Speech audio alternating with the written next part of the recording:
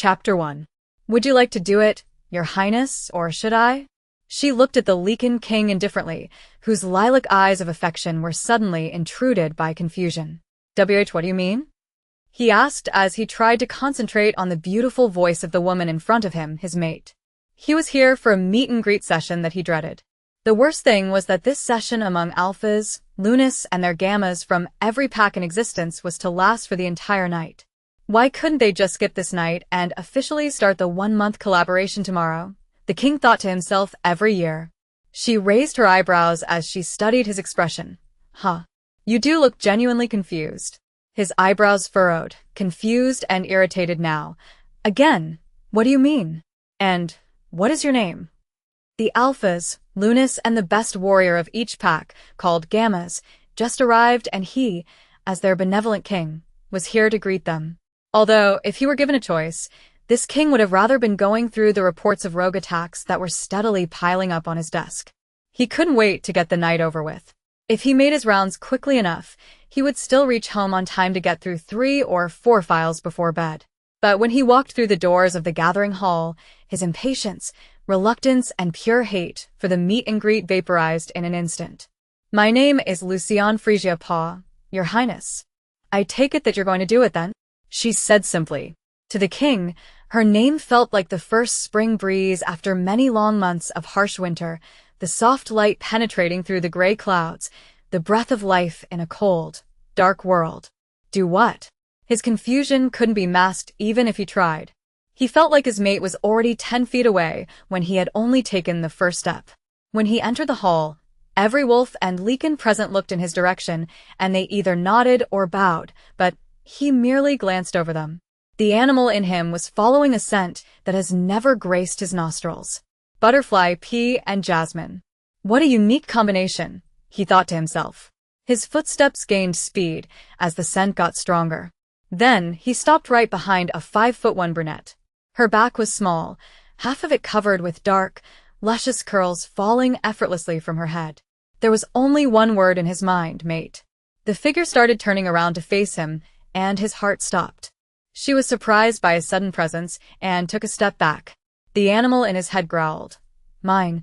Lucianne turned around because she noticed the stunned faces of her alpha and Luna, who both bowed in her direction. Upon turning, she came face to face with a white suit covered with a black tuxedo, and a strong scent of acacia wood and forest trees graced her nostrils. Shocked at the proximity, she took a step back to see who it was. Realizing that the dark-haired man with slightly tan skin and lilac eyes was the king himself, she understood her pack leader's action. She, too, bent her knees and lowered her head as a form of respect to the highest ruler of all werewolves and lycans. A warm feeling crept up her shoulders before she felt the sparks where his hands made contact with her skin. To her dread, she realized that the man in front of her was her mate, who spoke in his clear, deep voice. You don't have to do that. Please stand. Don't bow to me, he said with visible pain and disapproval in his eyes. Although surprised by the king's response, Lucianne couldn't escape her reality of how the bond was going to end.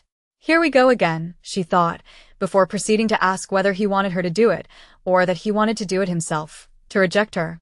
Do what, Lucianne? Talk to me. His voice was soft but demanding. His eyes were desperate and lost. She explained calmly. Reject me, Your Highness. Do you prefer it if I did it, or would you like to do it yourself? The hope and life she gave him earlier seemed like it was about to be snatched away from him almost as soon as he found them. The king's lilac eyes turned onyx as he growled thunderously, scaring everyone who was there. The room fell into dead silence. After he exploded in anger at what he had just heard, the king asked in a low, frightening tone, why the F***CK would either one of us reject the other? Lucianne was surprised again, but she remained calm. She shrugged and said, I don't know. Maybe it's because I'm not your type, not good enough for you, not pretty enough. You may already have a chosen mate to be engaged to. Before she could finish, her Luna hissed, Stop it, Lucy.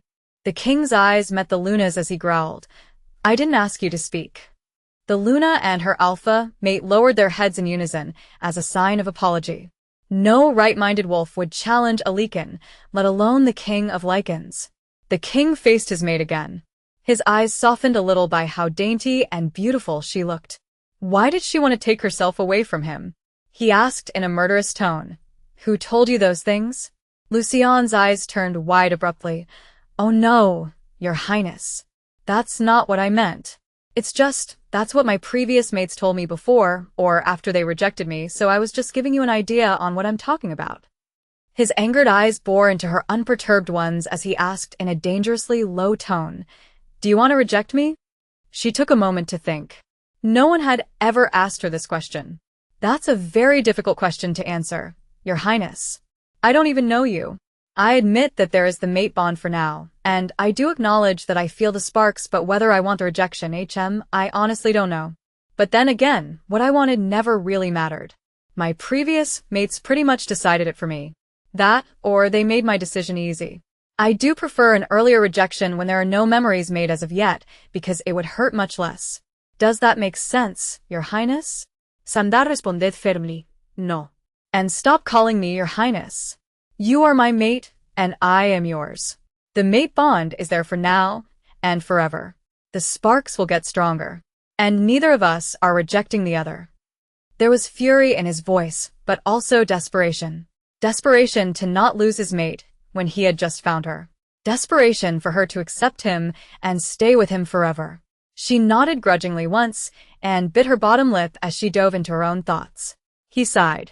His eyes were gaining back their lilac shades as his fingers reached for her chin and lifted it up gently for their eyes to lock. What are you thinking about, Lucianne? His voice no longer held anger, only gentleness and guilt. She opened her mouth to say something but closed it after a second thought. She smiled meekly and shook her head slightly before she said, I was just thinking about the ceremony tomorrow. That's all.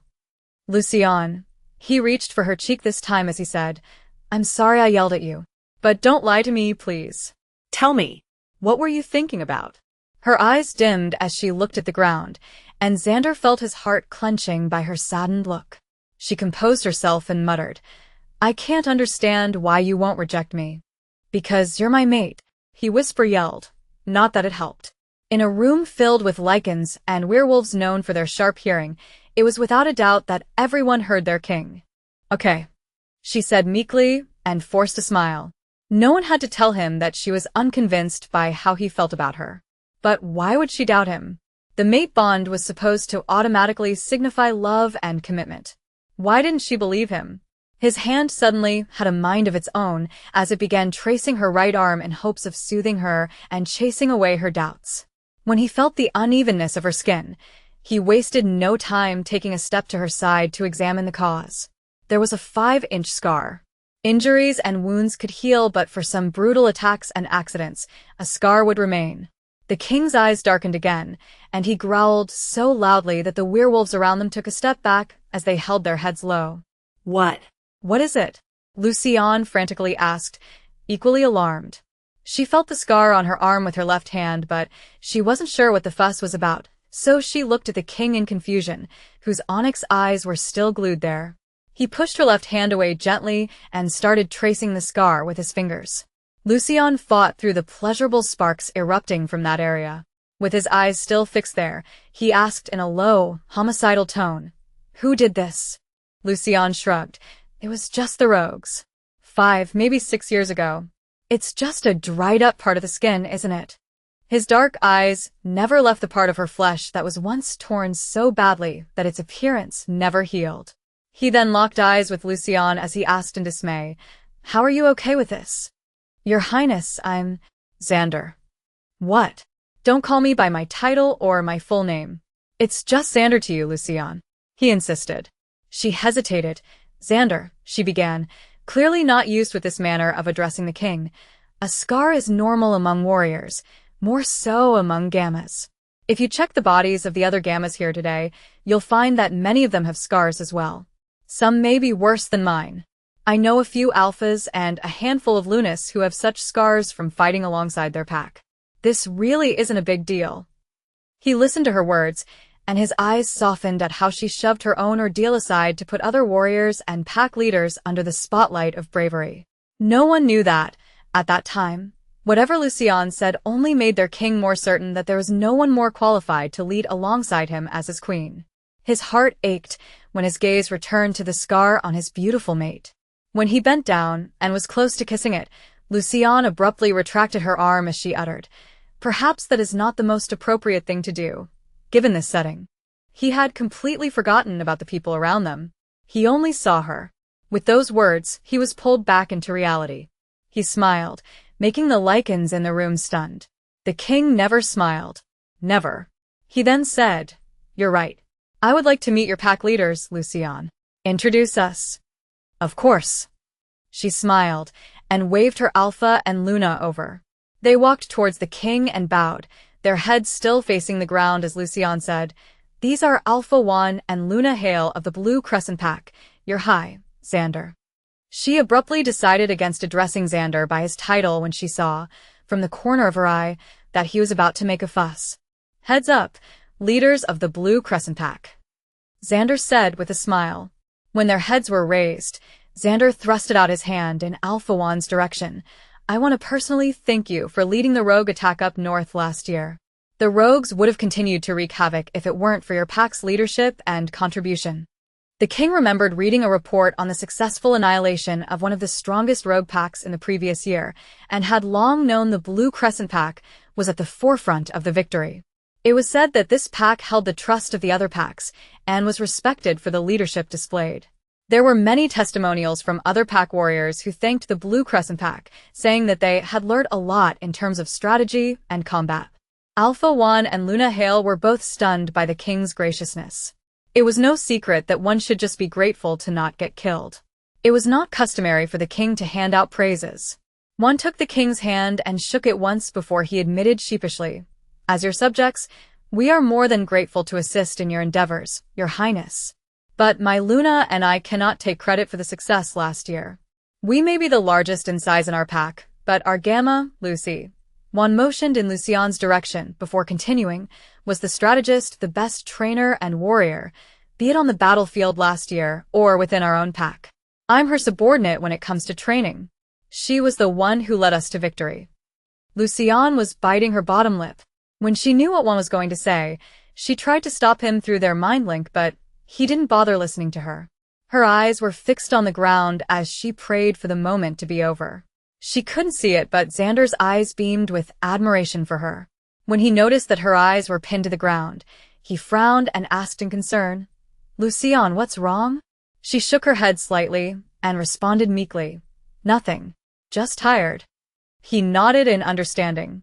Most wolves had to travel a long way to Lycan territory, so it was a given that they would be drained when they arrived. He turned to face everyone as he announced, "My fellow subjects, I thank you for making the trip here.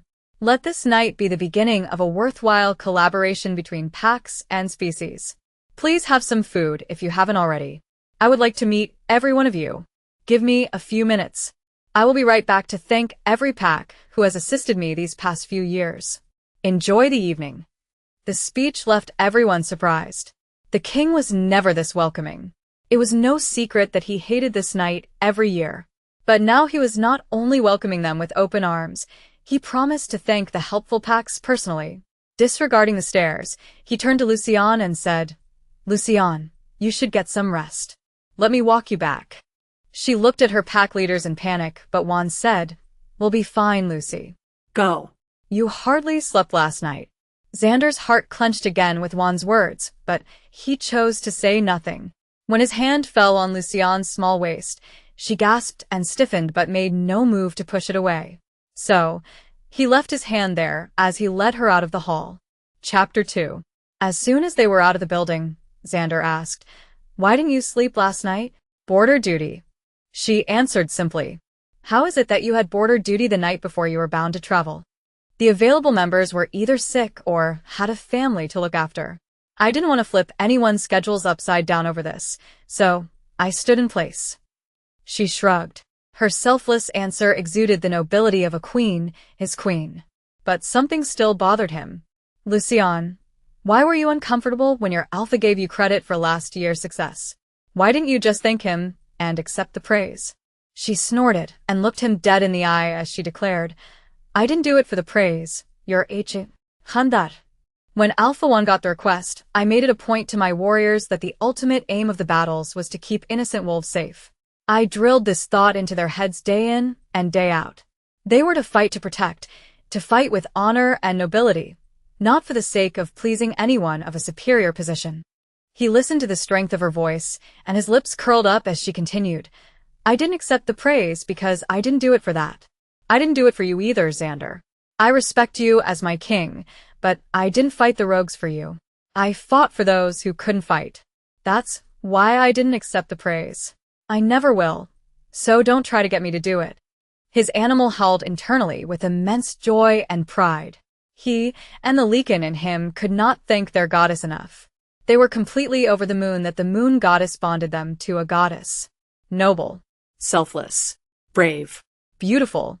What piqued his interest most was her confident admission that she prioritized the lives of innocent wolves that she had never met over her ruler, who everyone was obliged to please.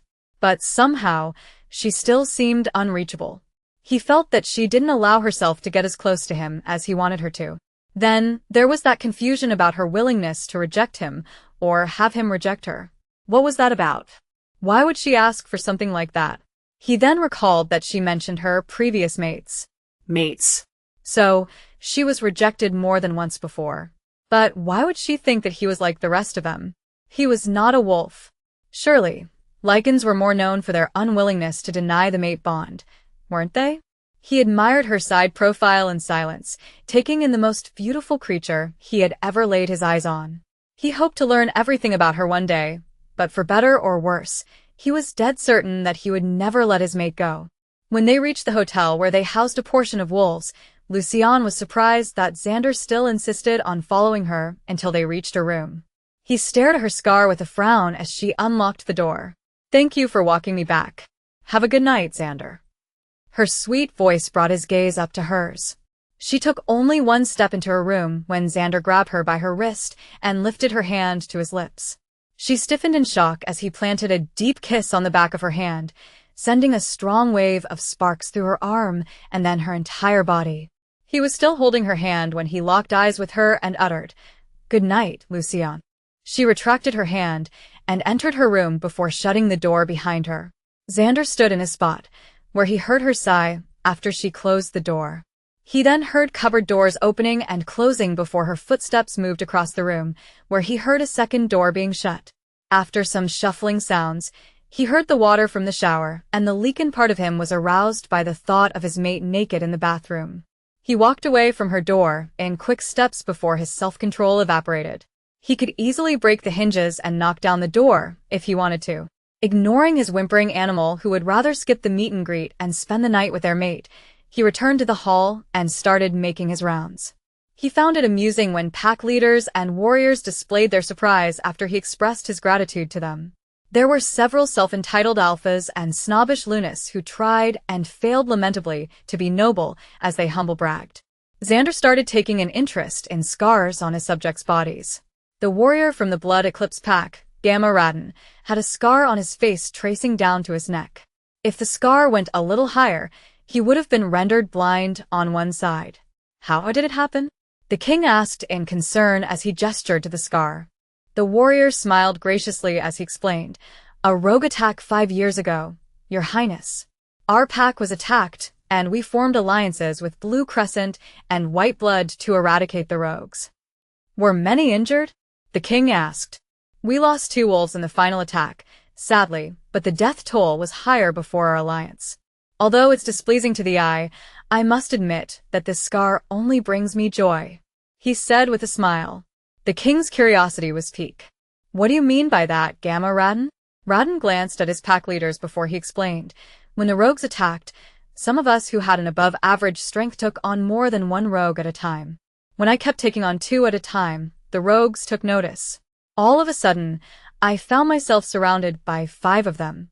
One held me by my tail, and its member slashed me from the side and gave me this scar."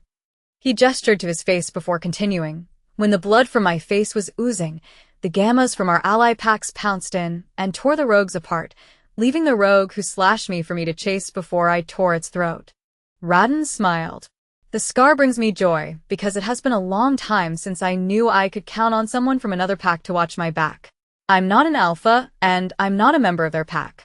They had no obligation to save me, but they did. The king listened attentively before he confirmed. Blue crescent and white blood, you say? Yes, your highness. Radin said with a slight bow, and added, the warrior from white blood is Gamma Tobias Tristan. And you've already met the warrior from Blue Crescent, Gamma Lucianne Paw. The king nodded. Gamma Radin then glanced at his leaders again, who both have doubtful expressions. He cleared his throat, and with visible fear in his eyes, he began, Your Highness? Yes, Gamma Radin? The king obliged with an encouraging smile. The Gamma said cautiously, I wasn't standing very near where you were when you met Gamma Lucianne, so I'm not sure if what I heard was what I heard. He hesitated. You mentioned that Lucy is your mate? I did, and she is. The king responded with a smile. Despite the tint of jealousy he felt from the way this warrior called his mate, Lucy, with such affection. Gamma Radin nodded and said, I'm not sure if you're going to kill me for what I'm about to say, Your Highness. But as I said, I owe her my life, so I think this is going to be a fair trade. He chuckled once before saying seriously, Your Highness, I beg you, don't hurt her. She is a good person who, for some unknown reason, was forced to go through with more than most. The king's eyebrows were furrowed. He felt insulted. Why would this Gamma think that he, as Lucianne's mate, couldn't take care of her? Who the hell did this wolf think he was? The king tried his best to keep his composure and declared in a serious tone, I would never even think of hurting her. She's my mate. I would start a war before I let her get hurt. That's good to know. It's been an honor to meet you, Your Highness. Gamma Radin bowed. The king smiled flatly and said, Likewise, members of Blood Eclipse. Do enjoy the rest of the evening. He walked away in quick steps as he felt the jealousy overtaking his body when Radin expressed so much concern for Lucianne. If he stayed any longer, he might have killed Radin. When he was speaking to Aluna, who was running her pack after the death of her husband the previous month, Xandar felt a hand run down his arm seductively, making him turn his sights to glare at the creature. He asked in a dangerously low tone, What the hell are you doing? It was the daughter of his defense minister, Sasha Cummings, who smiled coyly at the king, making Xandar angrier. Sasha. Her father called out as he approached them. The king growled again. Should your daughter interfere in one of my conversations again, we'll have to discuss your future and hers, Cummings. Sasha was left stunned but opted to say nothing, and held her head low as her father bowed and apologized. I'm terribly sorry, Your Highness. I should have been more alert. We'll excuse ourselves now. The king's glare remained on them until they were far enough for his comfort. He thought about Lucianne to calm himself before turning back to the Luna whom he was speaking to and said, I apologize for the interruption, Luna Lissa. We were talking about the construction works for a training ground in your pack, if I'm not mistaken. Luna Lissa didn't expect an apology from the king and was quite surprised by the sincerity from his words. When the king remembered where they left off in their conversation, she was more encouraged to show her enthusiasm when she spoke about her plans to mandate every able pack member to fight. The king supported her and encouraged her to submit an application should she need help in terms of finances or trainers. She thanked him and promised to keep his offer in mind. When he left Luna Lissa, Alpha, Juan, and Luna Hale approached him hastily and nervously. They stood before him and bowed. Heads up, pack leaders of Blue Crescent. To what do I owe this pleasure? Their raised heads were met with the king's smiling eyes. No king in history was known to find meeting werewolves a pleasure, and no Lycan would bother offering a smile to their species, let alone the king himself. Alpha One glanced at his mate, who nodded encouragingly. The Alpha looked at the king and spoke doubtfully. My Gamma is your mate, Your Highness? Now he was getting pissed off. His eyebrows furrowed as he said, She is. Is there a problem? Alpha One muttered oh wow under his breath before speaking. Your Highness, please understand I mean no disrespect for whatever comes out from my mouth next. He cleared his throat and continued, If you're not serious about having her, he swallowed a lump in his throat before proceeding. Please let her go. I don't want to see her hurt by the mate bond again. I've known her since we were kids. She's like a sister to me. It pains me and my Luna to see her hurt. If Alpha One didn't have a mate, Xandar was dead certain that he would have ripped the alpha's throat right then, and they're out of pure jealousy. Gamma Radin had already emptied his patience reservoir, and Xandar was clinging on to the thread of patience he had left for the night. "Why would you think that I'm not serious about Lucianne, Alpha One?" he asked, taking some comfort in saying her name. Alpha One said, "My king, I admit that I don't know your intention with Lucy. Having just met you today, I have to say that I don't know you at all, so I cannot tell how this mate bond is going to progress. All I wanted to say is that he sighed like he was going to make one of the biggest mistakes of his life. She has gone through too much in one lifetime. Please don't hurt her." Alpha One looked like a man ready to receive his punishment after he finished speaking. Xandar was impressed with what Lucianne was capable of doing with her very existence. In one night, 2 wolves were ready to be punished just to tell him not to hurt her, and one was an alpha. He chuckled at his own thought before meeting Alpha One's confused look as he declared, "Alpha One, my intention with Lucianne is to court her, mate and mark her, and only her, have her mark me, and make her my queen. I don't know what I did to have you and Gamma Radin think that I will hurt my mate, but I can assure you that I can never bear to see Lucianne hurt, let alone hurt her." He chuckled darkly before muttering, "If anything, she hurt me with what she said tonight." Luna Hale then stepped forward cautiously and explained, "Your Highness, please forgive her. It's not in our position to speak about her past. But if she decides to tell you one day, you'll understand why she said the things she did."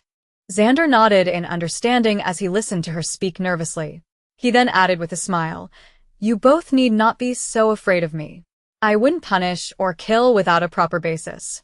Logic and legality aside, I wouldn't dream of killing my mate's pack leaders who are just trying to look out for her." There was a moment of surprise before they bowed to display their gratitude. Xandar moved on to the next pack, and 2 more after before he took his leave. When Xandar arrived home, he made himself go through one file in the rogue stack before turning in for the night. He looked to the side of his bed, and he imagined Lucianne lying next to him. His hand subconsciously reached for the empty pillow and felt the coldness on its surface. His animal whimpered, missing their mate. He thought about being able to see her the next day and fell asleep with a smile. Chapter 3. Lucianne got out of bed at 4 a.m., brushed her teeth, dressed up and grabbed a bag with a water bottle before making her way to the ground floor and exited the building through the back door.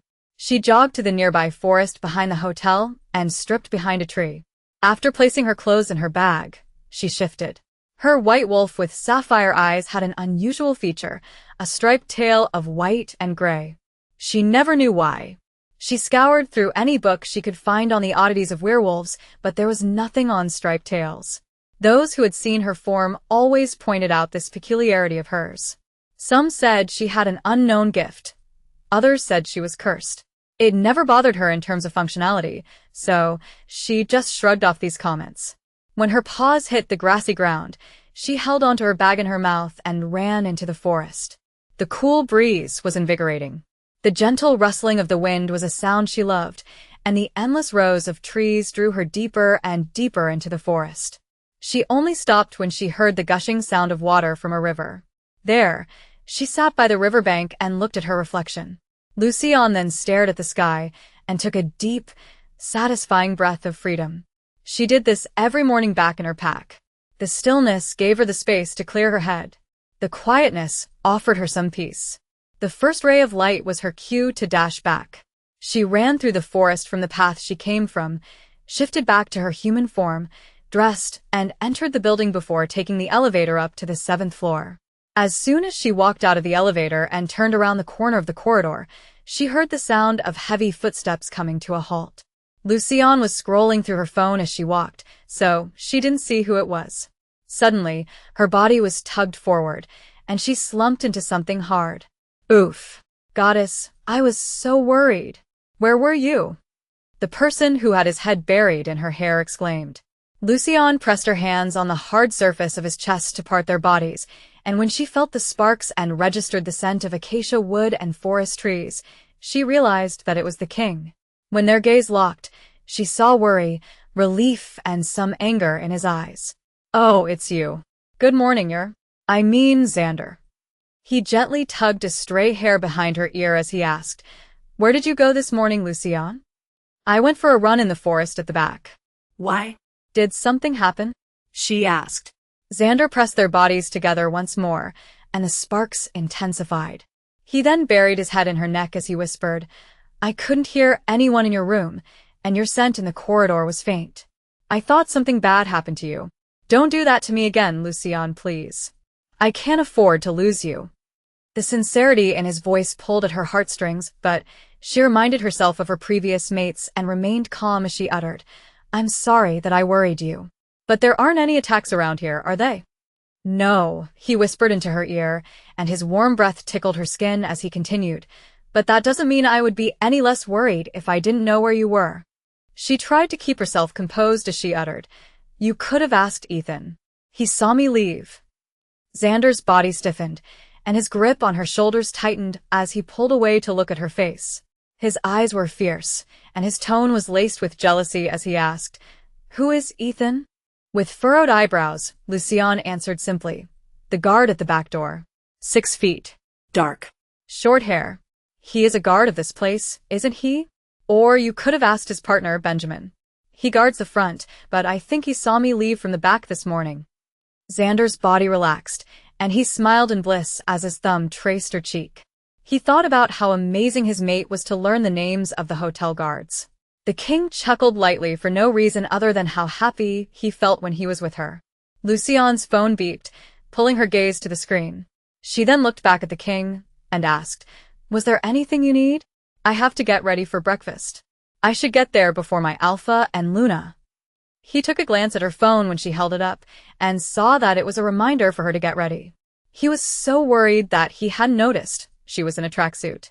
He reluctantly released her as he said, I won't keep you. I should go get ready as well. I can't wait to see you at breakfast, Lucianne. She managed a polite smile and walked past him. He watched her unlock her door and disappear from view when the door closed behind her. Xandar was rooted at his spot for another 5 whole seconds before he entered the elevator and left the building like a grinning monkey. For once, he contemplated what he would wear for the day. He never really cared about clothes. When one is in a position of power, subordinates will bow to you regardless of what one wears. But now, he wanted to look his best for his mate. After putting on a teal-green shirt and finishing the look with a black tuxedo, he ran his fingers through his dark, thick hair a few times until he was satisfied with the way it looked in the mirror before leaving his room and driving to the dining hall. The moment he stepped into the hall, everyone who was present bowed his way, and the initial chatter died down instantly. He caught sight of the person he was looking for and felt a pang in his heart when she, too, had her head down and knees slightly bent. The king forced a smile as he announced, Heads up, everyone. Please help yourself to food and drink. Wolves, you need not wait for the other Lycans to arrive. As far as I'm concerned, both species are of equal importance. Please start. Some older Lycans were particularly displeased by what their king just said, but most of the younger ones were pleasantly surprised. Many whom the king had spoken to the night before walked up to him with the sole purpose of greeting him. It feels different, he thought. In previous years, wolves and Lycans would approach and greet him, but it always looked obligatory. This year, he felt their sincerity oozing when his subjects wished him good morning. He made a beeline to his mate, who had her back against him when he was approaching her. She was speaking to Luna Lissa, who was listening attentively until the Luna noticed his presence and bowed in greeting. My king. Good morning. Lucianne turned ever so gracefully in her turquoise dress. The sleeves reached her elbows and covered her scar. There was a glass of water in her hand. Her head was beginning to tilt downwards when Xandar held her shoulder and lifted her chin up as he pleaded in a whisper. Lucianne, you don't need to bow to me, please. It really hurts me when you do that. Lucianne was shocked to hear that the king was hurt to see her bow to him, but she stubbornly muttered, It would be rather odd if I don't though, especially when everyone else's heads are down. He smiled and reached for her cheek as he said firmly, It won't be odd because you're my mate. I will not have you bow to me. With that, he took her hand and lifted it up to his lips before pecking a sweet kiss on the back and said, You look beautiful. He had offered her the same gesture the night before, but that didn't mean Lucianne was any less shocked. She tried to say something. Thank you, Xandar. He never knew his name could sound so good until it came out from his mate's lips. Sit with me for breakfast? He asked with hopeful eyes. She hesitated and glanced at Lunalisa before she asked, "Can I have a few more minutes with Lunalisa? We were just finishing up our discussion." "Of course." He grinned, once again feeling proud of her selfless nature. "Apologies, Your Highness," Lunalisa said. He waved his hand in the air with a smile and said, "No need. It brings me great joy to see a fruitful exchange." His graciousness and understanding earned him a smile from Lunalisa and Lucianne. He got lost in his mate's smile and moved closer to her before slipping his arm around her waist. Lucianne gasped softly and tried to ignore the sparks and warm sensation from his arm and hand. She then cleared her throat and spoke to Lunalisa about her training plan. "Lunalisa, you need not worry about the Blood Eclipse pack. I can assure you that they are nothing like the rumors being spread about them. They are fierce, yes, but that's only because they have to be when the rogues attack. We're all like that when we fight. Their alpha is understanding and generous. He will help you. Would it be possible for you to introduce us at tea later? I was hoping that, since he knows you, he'll be more willing to offer his warriors to train our pack." Lunalisa suggested. "That wouldn't be a problem at all, Lunalisa. I should also introduce you to Luna Lovelace from the Midnight Pack.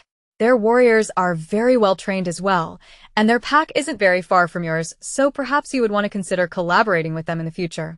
Lucianne smiled and uttered in response, "That would be wonderful. Thank you, Lucianne. It's so wonderful to finally make your acquaintance after hearing so much about you. I won't keep you now." "Likewise, Lunalisa." Lunalisa bowed to Xandar once more before taking her leave. When she was far away enough, Xandar whispered into Lucianne's ear, "It's so difficult to not fall in love with you after seeing you do that." She shrugged and muttered, "I was just helping." "Helpful and humble," he uttered and smiled, offering her his hand as he said, "Come, let's get something to eat." She nodded and, hand in hand, they made their way to the buffet table. The wolves and Lycan stepped aside when they saw their king approaching, but His Royal Highness insisted that his subjects took their food first, as he happily waited in line. Lucianne sighed with relief when he did this. He knew. He didn't want her to feel uncomfortable about being a royal. More importantly, he didn't want her to feel uncomfortable being with him. Seating was free, but there was an unspoken rule that wolves could not sit at a table if a Lycan was already sitting there. So, both species sat among their own. When Lucy placed her plate on an empty table, Xandar pulled out the chair for her and uttered, "If you like, you could have your pack leader sit with us." "Really?" Her eyes sparkled, sending an electric spark through his being. "Of course." His lips curled up as he chuckled lightly. Her eyes glazed over when she mind-linked Alpha, Juan, and Luna Hale. Within moments, they arrived at the table and bowed to the king before taking their seats. Conversation with the king started out careful and polite, but when Xandar took an interest in Alpha Juan's efforts to challenge ruthless alphas to take their packs and give better care to the pack members, the atmosphere around the table eased considerably. Cold as he may seem, the king felt touched when Luna Hale talked about how the pack, under her supervision, took care of the new pups from the packs they took over, especially if they had lost their parents. She personally adopted 5 of them and said that she would have continued to take in more had it not been for Alpha Juan's firm objection. "I can't allow her to do it, Your Highness. I really can't.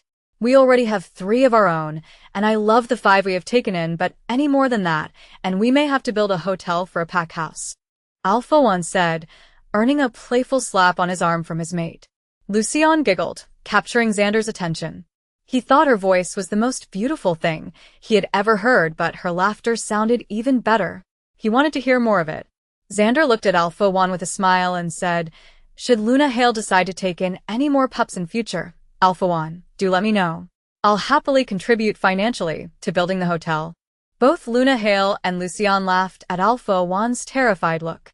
He looked nothing like the stern, scary alpha that many packs described him as at that moment.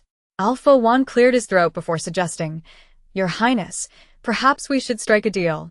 For every pup we take in, you should, too." It was the king's turn to look terrified, and he looked at Luna Hale and jokingly said, "Please forgive me, Luna Hale. I'm afraid I must take your alpha's side on this. You should stop at the number of pups you already have." Alpha Juan smirked victoriously in his mate's direction, and Luna Hale said in mock anger, "You spineless traitor, Your Highness. Lucianne and Xandar were about to laugh when a low growl came from behind them. "How dare you speak to our king like that, you wolf?" Alpha, Juan, and Luna Hale flinched visibly in their seats. Lucianne froze. But Xandar was furious. Who dared speak to them like that? His head turned. His murderous eyes saw that it was Cummings, his defense minister. His daughter, Sasha, was right behind him with a man next to her. "Is there a problem, Cummings?" Xandar growled. "Your Highness." Cummings bowed. "Should I send security to deal with this she-wolf?" As if on purpose, he said it so loudly that half the hall turned in their direction. Alpha One stood, his body shielding his mate as his dark eyes bore into Cummings. Xandar growled furiously, obliging Cummings and the two behind him to bow. He said in a clear tone, "These people are my guests. I will deal with you before you have a chance to deal with anyone without basis." "But Your Highness, she accused you of being a traitor," he argued, and Sasha gasped in mock surprise from behind. "Did you partake in our conversation? Did you hear what we were talking about?" Everyone flinched at the king's outburst. "And no, Your Highness." "Then how would you know the context in which we were speaking?" Cummings shook visibly as Xandar announced, "For clarification's sake, our conversation trailed around humor. What your defense minister just heard was simply a joke. If he didn't manage to decipher that, I must say that I'm worried about allowing him to continue being the one to protect my people." Murmurs filled a room as everyone started throwing disapproving looks at the minister. Cummings bowed lower and uttered, "1,000 apologies, Your Highness. It won't happen again. I misunderstood. I apologize for my mistake." Xandar glanced at Lucianne, whose eyes of displeasure were fixed on Cummings before he looked back at his minister and said loudly, "Don't apologize to me. Apologize to Luna Hale, the wolf you've wronged." There were audible gasps, even Sasha's, which was genuine this time, but their king was unperturbed. Since Lycans were the more superior species, it was completely unheard of for a Lycan to respect a wolf, let alone apologize to one. Cummings raised his head only slightly. He was about to say something, but when he saw the king's murderous eyes, he faced Luna Hale and gritted his teeth as he uttered, "Please forgive me, Luna Gale." "It's Hale, Minister." Lucianne's irritated voice echoed in the space between them as she remained seated. "Pardon me?" Cummings asked, surprised by the remark from a tiny wolf whom he did not recall ever meeting. He arrived late the previous night, so he didn't know who she was. Alpha One then said darkly, "It's Hale, with an H." Cummings was getting agitated until Xandar's cold voice rang through his ears. "How can you call yourself a Lycan if you can't even hear a name correctly, Cummings?" Cummings aborted his plan to retort the wolves and bowed in their direction as he said, "My apologies, Luna Hale. I misunderstood and misspoke. I hope you'll forgive me." Luna Hale glanced over Cummings with disdain before she locked eyes with Xandar and stood up with poise and grace as she said in her Luna voice, "Thank you for clarifying the situation, Your Highness. Otherwise, there would be a severe misunderstanding among our species that may take too much time to mend."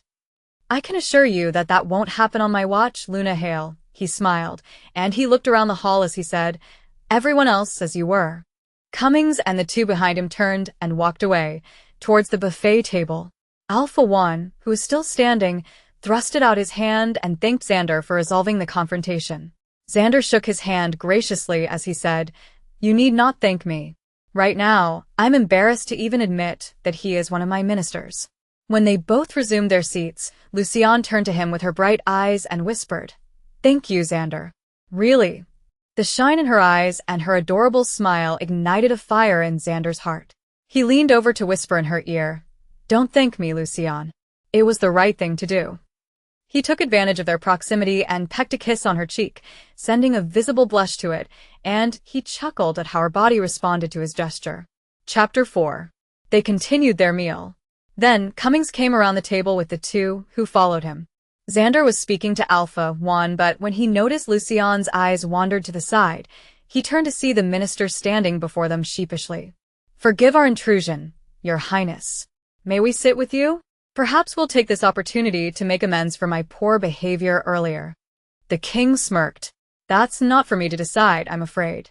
He looked at Alpha One and said, "Alpha One, the discretion is yours and your Luna's. I have no qualms even if the minister's presence is refused." Alpha One's gaze turned gentle when he asked his Luna, "What do you think, baby?" Xandar envied how sweet the couple before him was. He could only hope that he'll be allowed to call Lucianne his baby soon. He hadn't even begun calling her Lucy yet. He didn't mind taking it slow, so long as she was comfortable. They were clearly mind-linking until Luna Hale smiled meekly and said, "Perhaps we should take this opportunity to make amends." "Thank you, Luna Hale," Cummings said, and dropped into the seat next to Alpha One. "Lucianne." A deep voice came from behind her. Lucianne turned around, and when she saw who it was, she stood without a smile and greeted the Lycan. "Sebastian Cummings, it's a pleasure to see you again." Sebastian looked uneasy as he trembled over his words. It's good to see you, too. How have you been? You look beautiful, by the way." Xandar was practically shooting daggers with his eyes at the man who was talking to his mate with such yearning. He only managed to control himself because he saw how uninterested Lucianne was. She responded in a flat tone. "I've been doing well, thank you. If you can excuse me, I would like to finish my meal now." Before she could turn back around to sit and resume eating, Sebastian exclaimed, "No! Lucianne, wait." He was about to reach for her arm, but her agility enabled her to step back before he caught hold of it. Xandar leaped out of his seat and growled as he stood in front of Lucianne, shielding her from Sebastian. The word "mine" was at the tip of Xandar's tongue, but he didn't want to take that choice from Lucianne. He remembered the previous night when she was reluctant to consider being with him for the rest of her life. He didn't want her to feel like she was coerced to give in to the mate bond. "Your Highness, Sebastian looked startled. He peeped at the indifferent Lucianne before bowing to the king and said, "I apologize." He then moved to sit in between his sister, Sasha, and his father. Sasha was sitting right next to Xandar. She wore a backless bright red dress showing a lot of cleavage. In Lucianne's head, she was rolling her eyes. What some females would do to get the attention of the opposite sex, she thought. "So, Lucianne, what have you been up to since last year?" Sebastian asked as he poked into the food on his plate, breaking the awkward silence at the table. Xandar tensed up, but next to him, Lucianne shrugged as she avoided Sebastian's soft gaze and responded, "The usual. Training, fighting, teaching." Sasha started speaking animatedly. "Oh, it must be awful to have to learn all of that. It takes away so much energy and time." Lucianne blinked at Sasha's comment and cocked her head to one side as she said, "I can't think of a better way to spend my time and energy, but I do acknowledge that everyone has a different set of priorities." Xandar smiled at his mate's diplomatic response. "Oh yeah, I know about that. Being the daughter of the defense minister, I can't really escape the importance of combat. But given the choice, I'd rather settle down with a mate and have his babies, not having to worry about safety and all of those things." Lucianne smiled flatly in her way. "Not having to worry about safety is a viable priority, I suppose." Alpha One covered his mouth to hide his smile. He and his mate had known Lucianne for so long that they could recognize her sarcasm from a mile away. In fact, Sasha was the only one at the table who seemed oblivious about it as she continued, "I know, right? And I must say, you are so brave to sit next to our king. I mean, most wolves I know would shun away from Lycans, and for what? I don't know. But here you are next to the strongest Lycan. Don't you feel small?" Before Lucianne could speak, Xandar asked coldly, "Why should she feel that way?" Her eyes brightened when she met Xandar's cold ones as she chuckled lightly before explaining, "Well, Your Highness, not to brag, but we are a superior species, so superiority in size and strength is no match for a superiority in character." Xandar said, "Oh, such wise words from our king." She laughed coquettishly. Lucianne sipped her water as she wondered whether she could escape this unwanted exchange. In the end, she only hoped that her Alpha and Luna would not leave her alone with the Lycans. Luna Hale seemed to have read her mind as she mind-linked, "Don't worry, Lucy. We'll be here as long as you need us." "Thank you, Luna." Sasha then leaned in a way to show her cleavage as she asked, "So, what have you been up to, Your Highness?" "Work," he replied flatly as he looked at the wall ahead and sipped his drink. "Oh, you work so hard for us. It almost makes me feel bad, as one of your subjects. What do you do for rest?" "Sleep," he said equally uninterestedly, and Lucianne almost snorted at his emotionless response. Sasha then whispered, Want some company for tonight? Lucianne bit her lip and intertwined her fingers as she hid her hands on her lap, under the table to cope with the familiar feelings of rejection before Xandar said, "No, I don't. And even if I do, it won't be with you." Despite his firm tone, Lucianne still felt uncomfortable. Xandar noticed this, and it made his animal whimper to see their mate sad. With pain in his eyes, he leaned towards her, and was about to say something when Sebastian asked Lucianne, "Would you like to take a stroll in the park later, Lucianne? The irises are in full bloom this time of year. It's a beautiful scene." "No, thank you, Mr. Cummings. I've seen them." He seemed defeated but persisted to speak to Lucianne. "Would you like to sit with us during the ceremony later this morning?" "No, thank you. I'll be sitting with Alpha One and Luna Hale. We can make room for a few more. Our seats are nearer to the front, so you would all have a better view of the stage." Sebastian offered with a small smile. Xandar then said, "You need not worry about their view. I have invited Lucianne and her pack leaders to sit with me at the front row. They were about to respond to my invitation before your father showed up at our table." Of course, this was a lie. Disregarding the three Cummings' stunned looks, Xandar's eyes softened with tenderness when he turned to Lucianne and asked with a charming smile, "What do you say, Lucianne? Would you join me at the ceremony?" She managed a small smile and nodded slightly as she uttered, "Sure, Xandar." "What did you just call His Highness?" Sasha hissed in anger. Xandar glared at her and said, "It's my name." "Do we have a problem, Miss Cummings? Since when were we allowed to address royals by their names so casually? Especially a king. As one of your closer associates, Your Highness, it is my duty to advise you." "You are in no position to advise me." Xandar's cold voice cut Sasha off before she finished speaking. Ignoring Sasha, Xandar turned to Alpha One and said, "I hope you and Luna Hale can join us." "It would be our honor, Your Highness." Alpha One accepted graciously. Minister Alfred Cummings then started looking at Lucianne with interest. "Young lady, I don't believe we've met." Lucianne responded without missing a beat. "We have met, Minister. We met 3 years ago at the defense meeting in New York when we revised the laws to mediate with the hunters.